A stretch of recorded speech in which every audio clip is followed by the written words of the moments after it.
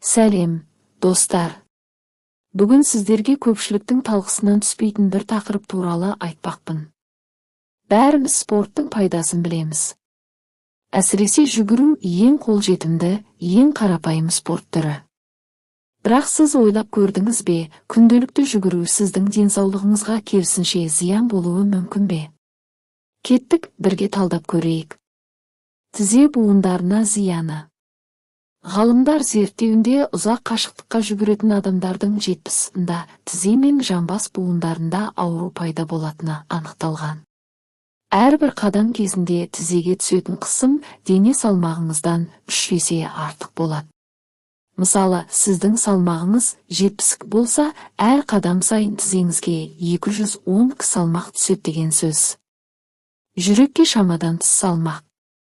Жүгіру жүрекке пайдалы дейді. Иә, бірақ бәрінің шегі бар. Артық жүктеме жүректің қалыңдауына, аритмияға әкелуі мүмкін. Кейбір зерттеулерде кәсіби марафоншылардың жүрегінде микро жарақаттар табылған. Иммунитеттің әлсіреуі.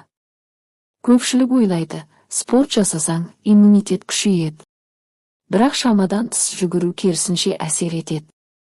Әсіресе марафоннан кейін адам ағзасы әлсіреп, тұмау мен басқа да вирустарға бейім болады. Сүйекке әсері.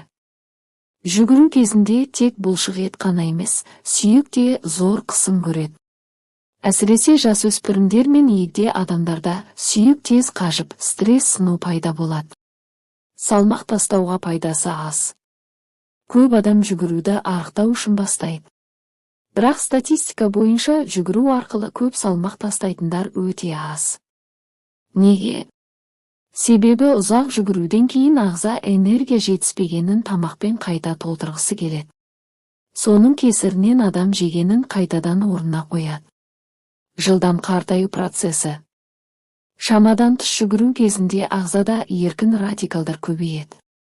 Олар жасушаларды зақымдап, қартаюды тездетеді. Сондықтан көп жүгіретін кейбір адамдар жасынан ерте қартая бастайды. Альтернатива бар ма? Әрине, бар. Жүгірудің орнына жаяу жүру, йога, жүзу немесе велосипед тебу әлдеқайда пайдалырақ және денеге артық салмақ түсірмейді. Дәрігерлердің өзі күніне 30 минуттық жай серуеннің пайдасы жүгіруден кем емес екенін айтады. Достар, жүгірудің де пайдасы бар, бірақ шамадан тыс болса, зиян. Әсіресе егер сіздің салмағыңыз артық болса, тізеңіз ауыратын болса, немесе жүрекке байланысты мәселе бар болса, жүгіру ең дұрыс таңдау емес. Сондықтан әр нәрсені шамамен, денеге зиян келтірмей жасаған дұрыс. Спорттың мақсаты өзімізді қинау емес, керісінше денсаулығымызды күшейту. Егер жүгіруді жақсы көрсеңіз, оны аз мөлшерде, дұрыс аяқ киіммен және дәрігер кеңесімен жасаған абзал. Ең бастысы, өз денеңізді тыңдаңыз,